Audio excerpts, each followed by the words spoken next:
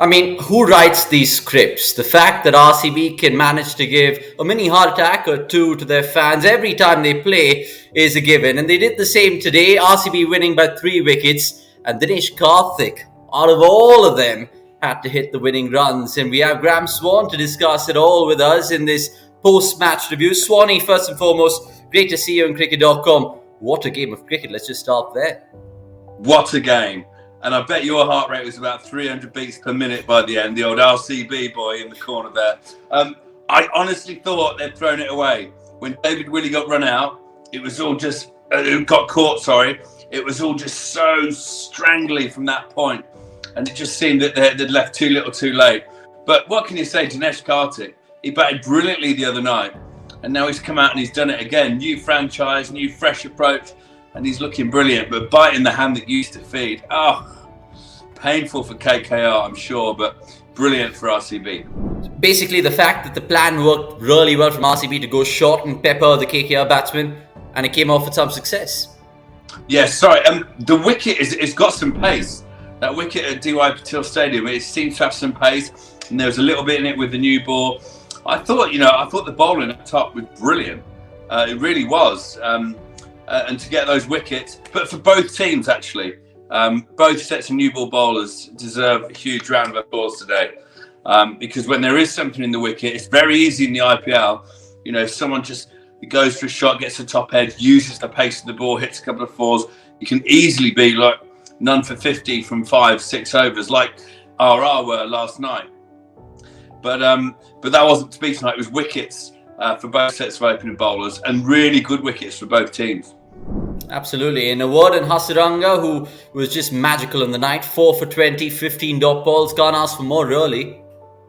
No, absolutely. And, you know, what Hasaranga does is he just bowls good pace. He doesn't give the batsman time to think. It's quick leg spin, it's fat. And his googly, it only turns a little bit, but it's a very accurate googly. He's always in at the stumps. He was brilliant today. And trust me, as a middle order player or as a lower order player, say from 7, 8, 9 down, you don't want to have to come in and face wrist spinners. It's the last thing you want to do. But what he did really well was get wickets all the time. So he's not only getting out the top order, but he's getting out the middle and then the later order as well. He looks a really exciting find. Just quickly on that purple cap, you reckon, even though it's still early days? No. I'm going for Kuldeep this year. Purple cap. I'm going for left arm wrist spin. But I honestly think that this year it could be a purple cap sitting on a spinner's head, which, let's face it, we all want to see, don't we? Absolutely. Although Harshal Patel bowled well again, got a couple of cheap wickets. I mean, I say cheap wickets, but two wickets for hardly any runs. So he's back to good form after looking a bit below par the other night. So, yeah, it's going to be a brilliant IPL. This game was close. It was tight all the way. It was a great finish. And the spinners are taking wickets. So I'm very happy. Yeah, you spoke about Harshal Patel there. The fact of the matter remains that he worked his magic out in terms of doing his homework and bowling wide to Andre Russell. And the ploy came off really well. It did. And let me just tell you this. When you're bowling at the Muscle Russell, when the bloke is that big and that powerful, and every ball that lands in the slot, you know, before that, he just smashes out the park. It's very intimidating as a bowler. So to actually have the chutzpah to stick to your plan, to stick to bowling wide, and to stick to what you're doing and what the pre-game plan was, well done, Harshal. But, you know, we know he can do it. He did it last year, and I don't think he's going to be a flash in the pan, one season wonder. I think he's a really good bowler.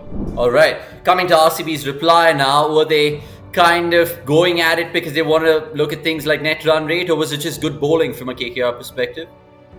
It was brilliant bowling up top to get them 17 for 3. I think they were in reply. It was brilliant new ball bowling. When the wicket's doing a bit and there's dew and you've got that rock hard ball, it only needs to seam slightly. It really skids off. You saw the ball that got Virat Kohli out.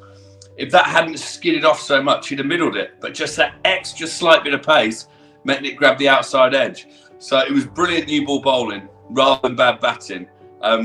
And honestly, you RCB fans, you must have been absolutely having kittens at that point, because losing 3 early doors, only chasing a small total, knowing you then have to, you know, go into your shell and just get singles, and you only had about 50 odd off 10 overs. Honestly, I'm glad I'm not an RCB supporter in that situation, because I was getting nervous just watching it.